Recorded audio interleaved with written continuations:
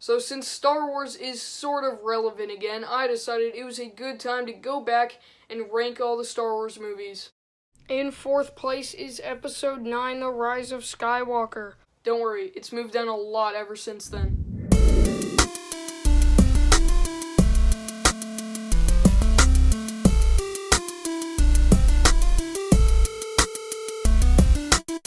So welcome back to another video, everybody. I'm Movie Micah, and today we are ranking all 11 live-action Star Wars movies from the worst to the best. Share your ranking in the comments down below. I'd love to hear all your thoughts on these films. And without further ado, let's get into the ranking. In last place is Episode 8, The Last Jedi. I really hate The Last Jedi. It's one of my least favorite films of all time. It ruins the character of Luke by making him a loser that has given up on the Resistance and refuses to help anymore. There was so much potential for redemption, but they failed on that. Also, the new character Rose they added in is by far the worst Star Wars character of all time. Yes, she's worse than Jar Jar. Also, the entire part on Canto Bight is simply the worst thing ever in a Star Wars film. That's why The Last Jedi comes in last place for me.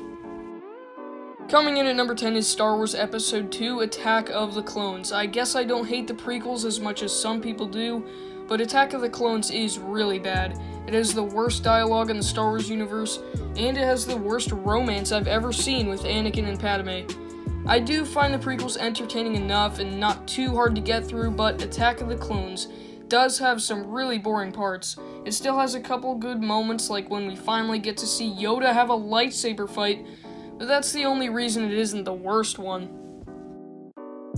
At number 9, I have Episode 9, The Rise of Skywalker. It's crazy looking back, but the first time I saw this movie, I thought it was in my top 5 favorite films of all time, but now I pretty much hate it. The one thing I do appreciate about this film is that it tried to fix what The Last Jedi ruined. I did feel like it was a course correction, and I liked that. But still, The Last Jedi wrote the trilogy into a corner, and what do you do after Snoke is dead? You bring back Palpatine. No!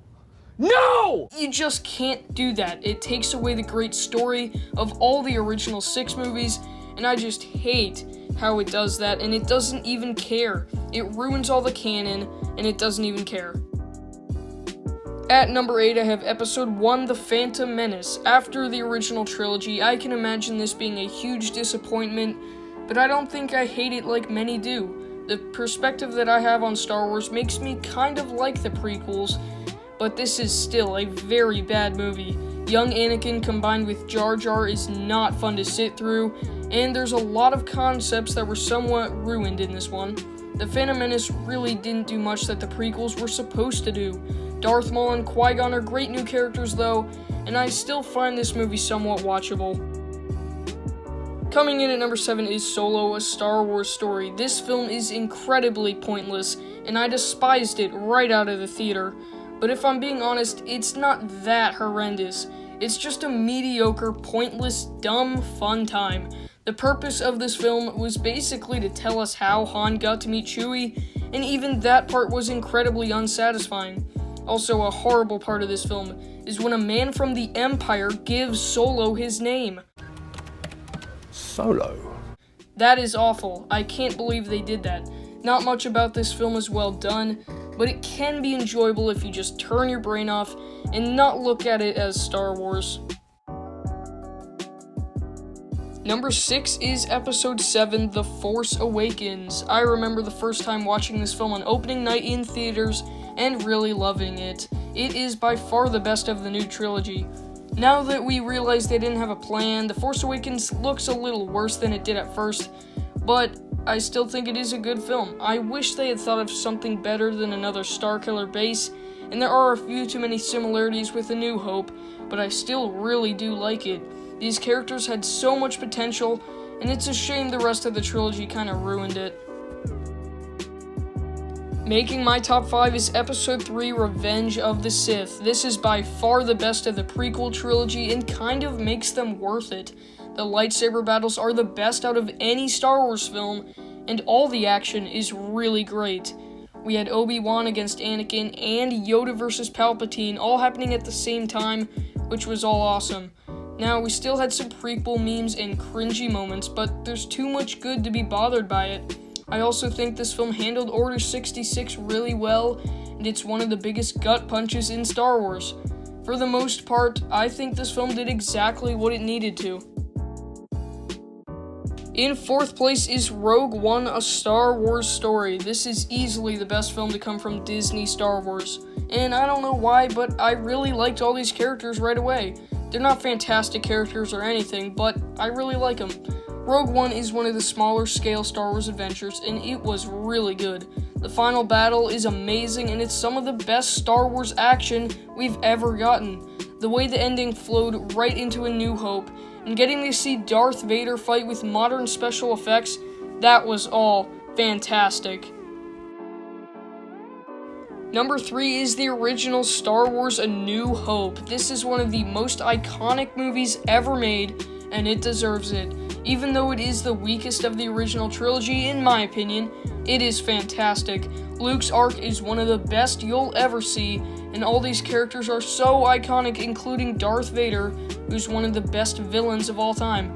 Nowadays, this film can feel a little dated, especially looking at the action scenes, but you can't give it enough credit for starting the greatest sci-fi franchise of all time.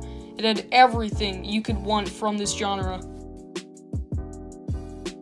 My runner-up is The Empire Strikes Back. Now, I totally understand why this is the best Star Wars film for most people, because it is fantastic. It's one of the greatest sequels ever because it actually improved on the original. Everything on Hoth and Cloud City was fantastic. Sometimes I forget, but Empire introduced us to Yoda and Lando, who were perfect additions. And of course, we had one of the greatest plot twists of all time, which is that Vader is the father of Luke Skywalker. Empire might be the best made Star Wars film, but it's never been the one that I personally love the most. My favorite Star Wars film is Episode 6, Return of the Jedi. This may not be the best made Star Wars movie, but it's always been my favorite. I believe all the main characters were improved, especially with the conclusion of Luke's arc. The one thing that makes me love this film the most is the perfect ending in the throne room. Vader's redemption is so perfect, and it even concluded the prequels in a good way. There's so much to love in Return of the Jedi. Many people consider this to be the weakest of the trilogy, but it has always been the one I love the most. This is one of my favorite films of all time, and I don't think that'll ever change. So thanks for watching. That was my ranking of all 11 live-action Star Wars movies. If you enjoyed this video, make sure to click the like button and subscribe right up there so you don't miss out on any more of my future ranking videos or any movie content that I might upload. My next video, I will be explaining why Monsters, Inc. is my favorite Pixar film. Make sure to subscribe, you won't want to miss that, and you can check out some of my previous videos over right up here and down here. And thanks for watching. This is Movie Micah signing off. Hope you enjoyed. See you next time.